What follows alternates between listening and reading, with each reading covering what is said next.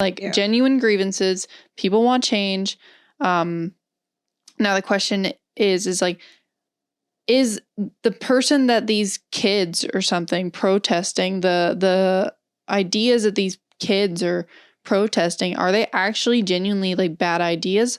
Or is it external forces coming in and saying, we don't like this guy because actually he's against everything imperialistic that we are in favor of, or against everything oligarchical that we are in favor of, right? And so then through those videos that we just referenced, and also Colonel Tanner Watkins on Operation Gladio on our Rumble channel, they, and Cynthia Chung as well, they all deep dive into what the National Endowment for Democracy has done in trying to take out what we would call good actors and replace them with bad actors. Yeah, and that's not entirely a secret. You know, some people following the Trump administration, they've been looking at the NED funding a lot of these revolutions over the years. Like you got the 2003 Rose Revolution in Georgia, 2003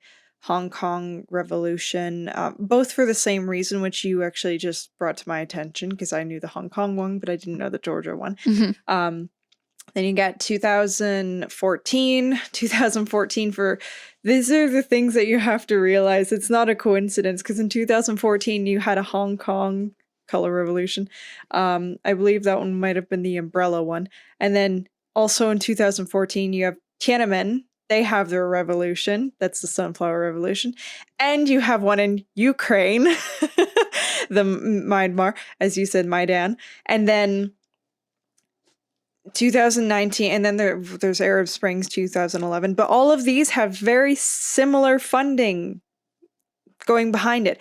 But it's not exactly a mystery because people have said Trump administration has been taking down and limiting NED and USAID because USAID have also helped fund these color revolutions, you know, because they're helping implement their own agenda.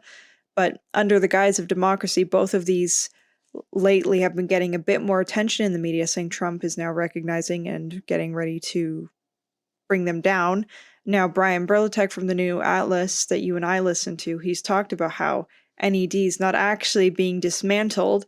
They're just becoming less transparent. And you can actually go on the website where you could once find, there's been some past records and then Wayback Machine on the funding that they did towards the Ukraine revolution, NED, and you no longer can find. You actually have to go through a bunch of loopholes to do that, or just find somebody that kept record of it.